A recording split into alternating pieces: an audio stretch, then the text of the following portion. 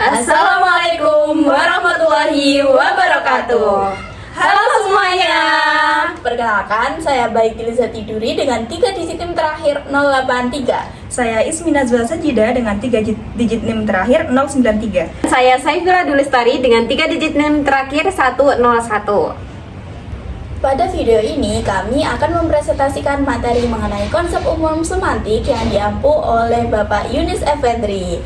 Selamat menyaksikan teman-teman.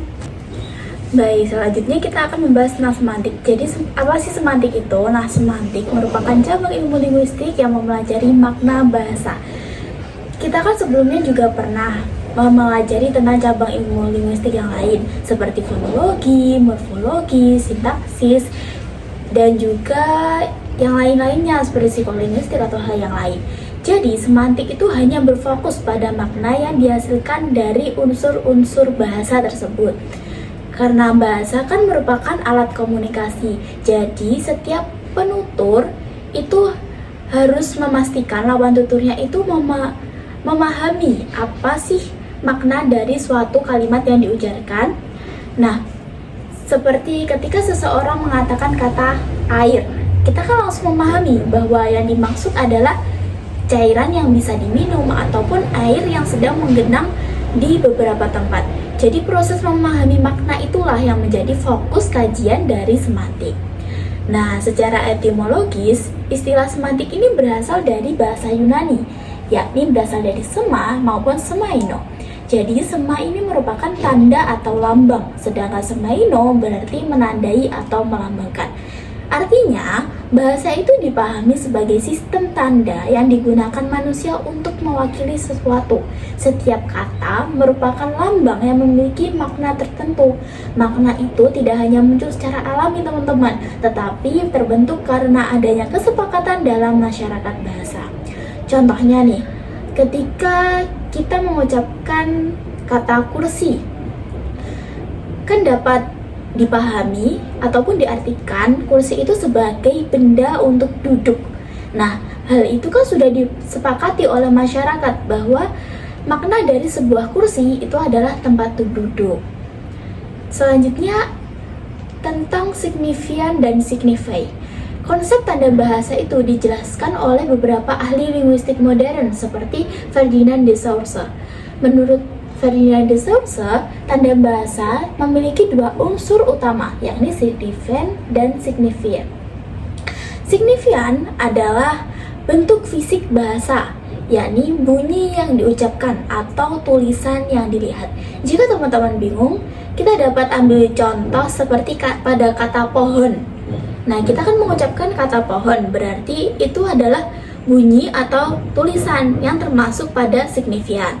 Selanjutnya, signifie. Signifie itu merupakan konsep atau gambaran yang muncul di pikiran kita ketika mendengar kata tertentu, seperti kata pohon tadi. Pastinya kita akan membayangkan nih, bagaimana sih bentuk pohonnya, ada batang, ada daunnya, ataupun ada ranting kecil-kecilnya. Nah, itulah signifie.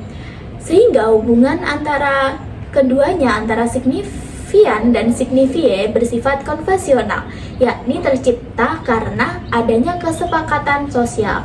Contoh, dalam bahasa Indonesia kita menyebut air, tetapi dalam bahasa Inggris kita menyebut water. Itu kan secara signifiannya kan sudah berbeda, walaupun secara signifia kita akan membayangkan suatu hal yang sama. Nah, lambang yang berbeda itu terjadi karena perbedaan kesepakatan antara bahasa. Selanjutnya, perkembangan kajian semantik. Kajian tentang makna ataupun semantik sudah ada sejak zaman filsafat Yunani kuno. Sejak zaman Plato, dia itu sudah berpendapat bahwa terdapat hubungan antara kata dan realitas. Nah, Aristoteles ini merupakan murid dari Plato yang menentang gurunya sendiri, bahwa Aristoteles ini menyatakan bahwa hubungan antara bentuk dan makna bersifat konvensional.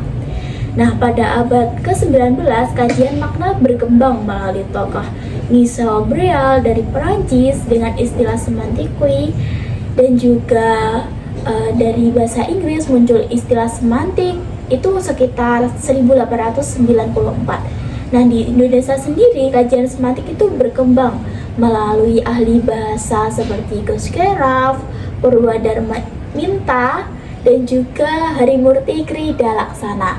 Nah, perkembangan ini menunjukkan bahwa makna bahasa selalu menjadi perhatian penting dalam ilmu bahasa. Baik teman-teman, selanjutnya jenis-jenis dalam semantik. Nah, dalam kajian semantik itu dibagi dalam beberapa jenis. Yang pertama ada makna leksikal. Makna leksikal itu makna yang melekat langsung pada kata dan biasanya ditemukan dalam kamus. Contohnya, kata mata itu berarti organ penglihatan. Yang kedua ada makna kontekstual. Makna kontekstual itu makna yang bergantung pada situasi penggunaannya. Contoh, terdapat kalimat harga cabai sedang panas nih. Nah, kata panas di sini itu bukan suhu, tetapi berarti harganya yang naik. Nah, yang ketiga ada makna gramatikal. Makna gramatikal itu makna yang muncul karena proses tata bahasa. Contohnya, kata makan itu pasti berbeda makna dengan memakan. Nah, penambahan imbuhan itu menambah atau mengubah maknanya loh. Selain itu, terdapat kajian pragmatik, yaitu makna yang dipengaruhi oleh situasi tutur dan maksud penutur. Selanjutnya, contoh kajian semantik. Nah, teman-teman, dalam semantik itu terdapat kata-kata yang memiliki hubungan erat dengan bunyi dan makna. Contohnya nih, yang pertama kata bom.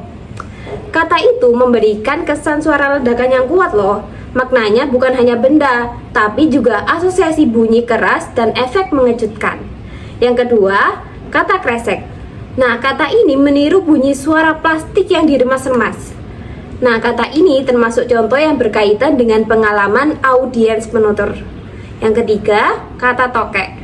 Nah, selain nama hewan, kata ini juga mempresentasikan bunyi khas yang dihasilkan hewan tersebut. Jadi, bunyi dan maknanya saling berkaitan. Yang terakhir nih, ada kata gong. Nah, kata ini merujuk pada alat musik sekaligus suara khas yang dihasilkannya. Nah, dalam konteks tertentu, kata gong itu juga bermakna penutup atau puncaknya suatu acara.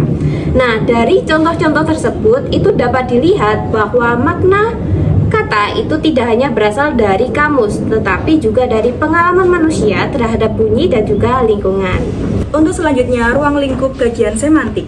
Nah, pada bagian ini, makna bahasa merupakan sarana penyampaian pesan, gagasan, dan juga perasaan.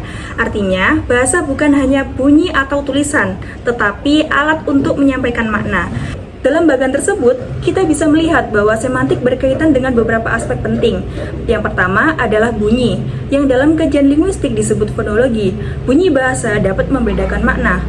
Perubahan satu bunyi bisa mengubah arti kata, jadi makna sangat berkaitan dengan sistem bunyi bahasa. Yang kedua adalah kata, yang berkaitan dengan morfologi. Di sini, semantik melihat bagaimana perbentukan kata memengaruhi makna. Misalnya, kata dasar bisa berubah makna ketika diberi imbuhan. Jadi, bentuk kata berpengaruh pada saat ini. Untuk yang ketiga adalah struktur kalimat yang digaji dalam sintaksis. Susunan kata dalam kalimat menentukan makna yang dihasilkan. Walaupun katanya sama, jika susunannya berbeda, maka maknanya juga berbeda. Untuk selanjutnya, ada penggunaan yang berkaitan dengan wacana. Makna tidak hanya dipahami dari satu kata atau satu kalimat saja, tetapi juga dari keseluruhan teks atau situasi pembicaraan. Nah, kemudian terdapat aspek sosial yang dikaji dalam sosiolinguistik. Makna bisa berubah tergantung siapa yang berbicara, kepada siapa, dan dalam situasi apa. Lalu ada aspek budaya yang berkaitan dengan antropolinguistik. Bahasa sangat dipengaruhi oleh budaya masyarakat penuturnya. Satu kata bisa memiliki makna berbeda di budaya yang berbeda. Nah, terakhir adalah aspek psikologi yang dikaji dalam psikolinguistik. Nah, ini berkaitan dengan bagaimana makna itu diproses dan dipahami dalam pikiran manusia. Nah, dari bagian ini kita dapat simpulkan bahwa ruang lingkup semantik sangat luas. Maka, bahasa tidak berdiri sendiri, tetapi selalu berkaitan dengan bunyi, bentuk, dan struktur kalimat. konteks penggunaan, serta faktor sosial budaya dan psikologi. Nah, sebagai kesimpulan, semantik merupakan cabang linguistik yang mempelajari makna bahasa. Kajian ini mencakup hubungan antara bentuk bahasa dan makna, jenis-jenis makna, serta pengaruh konteks sosial dan budaya. Contoh kata seperti bom, kresek, tokek, dan gong menunjukkan bahwa bunyi, pengalaman, dan persepsi manusia berperan penting dalam pembentukan makna. Sebagai mahasiswa pendidikan bahasa dan sastra Indonesia, pemahaman semantik sangat penting agar kita dapat memahami cara bahasa bekerja dalam komunikasi sehari-hari maupun dalam kajian ilmiah. Demikian presentasi dari kelompok kami. Wassalamualaikum warahmatullahi wabarakatuh. Sampai jumpa.